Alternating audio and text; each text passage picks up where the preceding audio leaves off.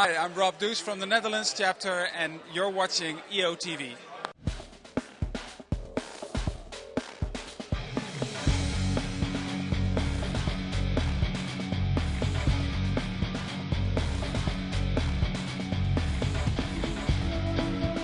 Welcome to EOtv. I'm Andrea Collins. I'm Randall Morrissey. This is your weekly Entrepreneurs Organization webcast. We're back.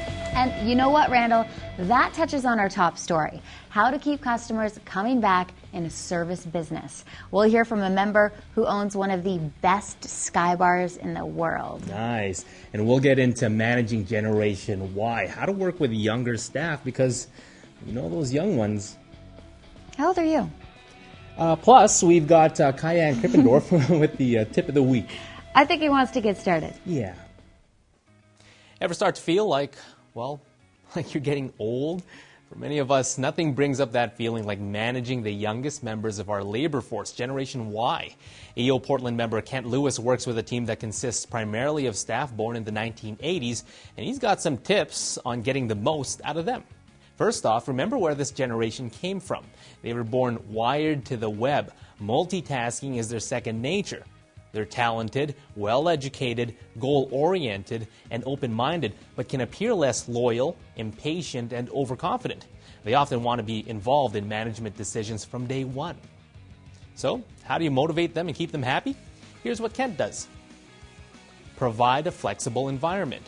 Design your office space and workflow to foster collaboration. Create, manage, and promote corporate social media profiles that appeal to this generation. Provide as much flexibility as possible with work schedules. Foster community. Develop and communicate company initiatives around sustainability and community. Allow your team to experience hands-on group projects and activities. Encourage growth and empowerment. Create custom career plans individualized to each employee's strengths. Incorporate fast-track career path opportunities and compensation for high performers. Provide professional development opportunities in a collaborative environment. And provide opportunities for input into managerial decisions. Build trust and respect. Demonstrate loyalty to your staff and you'll see the loyalty returned. Provide mentor relationships with older staff. Show the impact of your younger staff's output on the company. Communicate clearly. Communicate your company mission, vision, and purpose with honesty and integrity. Keep things concise and use technology to get your message out wherever you can. Russ Rosenzweig, EO Chicago chapter and CEO of Roundtable Group, had a service looking for a market. He shares a funny story of how one ad in the Wall Street Journal helped him find his niche and the lessons he learned.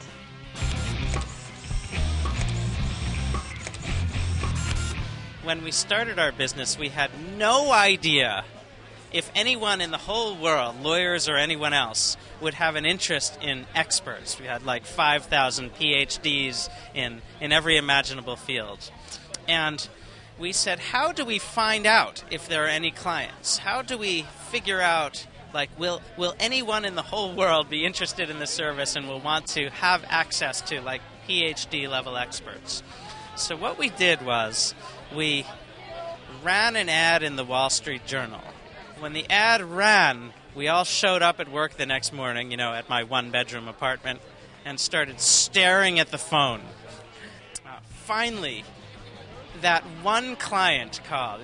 Turned out it was a lawyer with an urgent case, an immediate need for a highly specialized expert. And that one call, a lawyer, turned us on to the idea that law firms would be the logical client for this business. So what it taught me was, first of all, the stupidity, in many ways, of betting everything just on a newspaper ad. But the other thing it taught me was, as an entrepreneur, thinking about, is there one segment, one specialized group that could be a buyer of your service? And once we realized it was lawyers that need expert witnesses for their cases, we were able to then market to every single lawyer. Congratulations to Hong Kong member Tony Hyung, whose Azure Restaurant/Bar was recently named one of the best sky bars in the world by the UK Times Online. How did Tony get this great recognition? He focused on building word of mouth, the old-fashioned way, by focusing on the details of customer service. Tony also operates the small 95-room hotel that houses Azure, and he knew that he wouldn't be able to compete with the marketing clout that the larger chains could bring. So he used his small size to his advantage and went to work. He focused on satisfying customers to the point where they would return and would rave about the hotel to their friends. To do this, Tony had his staff focus on learning not only their guests' names and faces, but their needs and passions as well. Here, his size worked to his advantage because he didn't have a large staff with multiple shifts to manage, and he could communicate his vision to the front line much more effectively. So how are things working out? Well, Tony's hotel is recognized as a different breed of hospitality in terms of size, concept, and service level. The next time you're headed to Hong Kong, stop on by and see for yourself.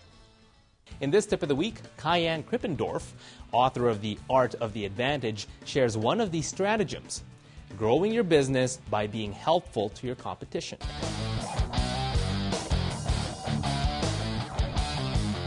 My name is Hyung Krippendorf, and today's tip of the day is to be helpful.